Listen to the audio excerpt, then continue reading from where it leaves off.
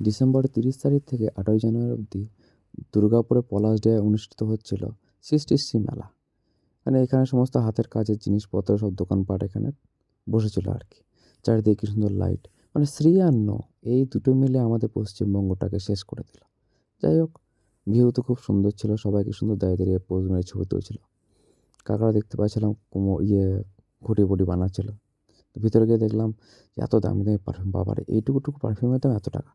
সুন্দর সুন্দর ম্যানিকুইন দেখতে পাচ্ছিলাম, ভাবছিলাম একসঙ্গে ছবি তুলে তো এর মধ্যে স্টিকার লাগিয়ে বলে দিই আমার বউয়ের সঙ্গে রয়েছে বা গার্লফ্রেন্ডের সঙ্গে রয়েছে। দুঃখের বিষয় আমার থেকে অনেক বেশি হাইট, তাই তুললাম না। তারপর দেখতে পাচ্ছি বিভিন্ন কাঠের কারুকার্য, দাম দেখে আমার অবস্থা খারাপ। হ্যাঁ, এত দাম! 1,20,000, 80,000 এরকম দাম রয়েছে প্রত্যেকটা কাঠের জিনিসের। এর জামা কাপড় পরাতে পারিনি, এটাই খারাপ লাগছে দেখে। যাই হোক, জামা কাপড় পরিয়ে দিলে ভালো হতো। হরিণটা খুবই সুন্দর লাগছিল, বেচারার শিশুটি মারা গিয়েছে।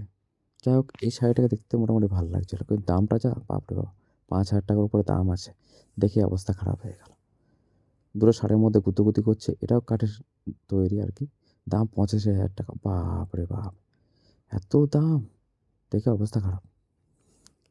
আর একটা শুয়োর দেখতে পাচ্ছিলাম, বন্য শুয়োর, এটার দামও ছিল ঠিক বুঝতে পারছিলাম না আর কি। সব থেকে দামের মধ্যে কম দাম ছিল এই শিশুটির, নতুন জন্ম নেওয়া শিশু। এগুলোর দাম মোটামুটি 3,500 টাকার মতো দাম ছিল, এই মুখোশগুলো। তারপরে এখানে দেখতে পেলাম ব্ল্যাক রাইস, এর দাম 250 গ্রামের দাম 75 টাকা লেখা ছিল। বাপরে বাপ, এত দাম! ভাতগুলো দেখেই ভয় লাগবে, কালো কালো চালের ভাত। যাই হোক, সব শাড়ির মধ্যে এই শাড়িটা আমার পছন্দ হয়েছিল। দাম ছিল মাত্র 2200 টাকা, কিন্তু খুব সুন্দর দেখতে শাড়িটা। এটা কি বলবো, এটা দেখে নিজেরই খারাপ লাগছিল। কি সমস্ত কাষ্ঠশিল্প তৈরি করেছে, রেপটাকেও পর্যন্ত কাষ্ঠশিল্প বানিয়ে দিয়েছে, কি অবস্থা! এটা তো ঠিক আছে, ঈগল ছিল, ঈগল পাখির সাপ ধরছে।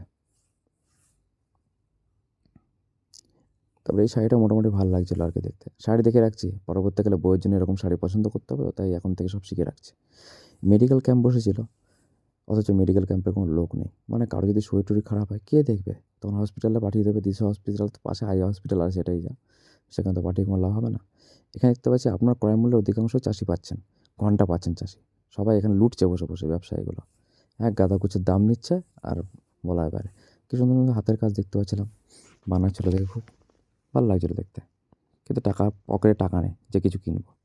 বিষ্ণুপুরের সিল্কও এসেছিলো দেখতে পাচ্ছিলাম, তার বাঁকুড়া টোকরা, এই সমস্ত সব পিতল কাঁসার সব দেখতে পাচ্ছিলাম। মূর্তি টুর্তি রয়েছে, ছোটো ছোটো মূর্তি রয়েছে, সেগুলোও ছিল। তারপরে ধূপকাঠির বান্ডিল এক গাদা গুচ্ছের, সেগুলোও বিক্রি হচ্ছিলো দেখতে পাচ্ছি। তবে এর মধ্যে সবথেকে ভালো লাগলো আমার এই বোতলগুলো।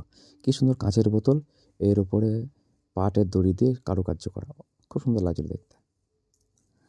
আর এই যে প্লেটগুলো দেখতে পাচ্ছি, ভাবছিলাম এটাতে খাওয়া যাবে আদৌ, নাকি সাজিয়ে রাখার জন্য। কী সুন্দর সুন্দর রং দিয়ে এঁকেছে, ছবি এঁকেছে এর মধ্যে। দেখা গেল খাবার খেতে গেলাম, দেখা গেল সব রং টং পেটের মধ্যে চলে গেল। ইচ্ছা করছিল কিনতে, পয়সা নেই, এটাই যা, খালি পকেটে গিয়েছিল। অনেকে বলেন যে ব্লগে আমি নিজেকে দেখে না, এই ছিল আমার আউটফিট। ব্লগের মধ্যে একটা সোয়েটার পরে গেছিলাম কনকনে ঠান্ডার মধ্যে। যাই হোক, যে সমস্ত গান শুনতে গেছিলাম তার মধ্যে এইগুলো আপনারা শুনুন। এই সমস্ত গান শুনতে আমি গিয়েছিলাম, দারুণ লাগলো।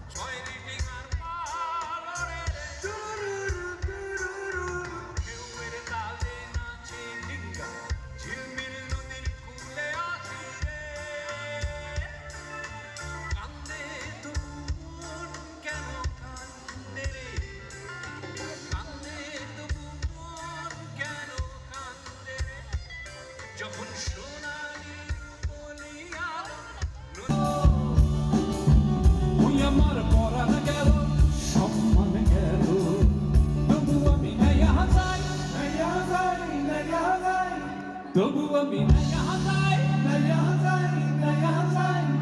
না না ঘর যাম নাই, আমি মাছ না ধইরা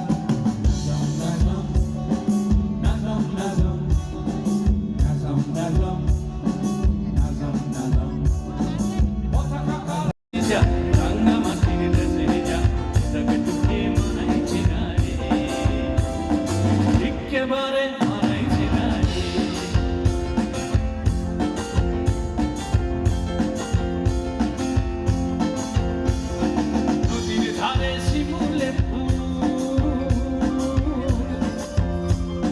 নদীর ধারে শিমুলে ফুল, নানা পাখির ভাষা সকালে ফুটে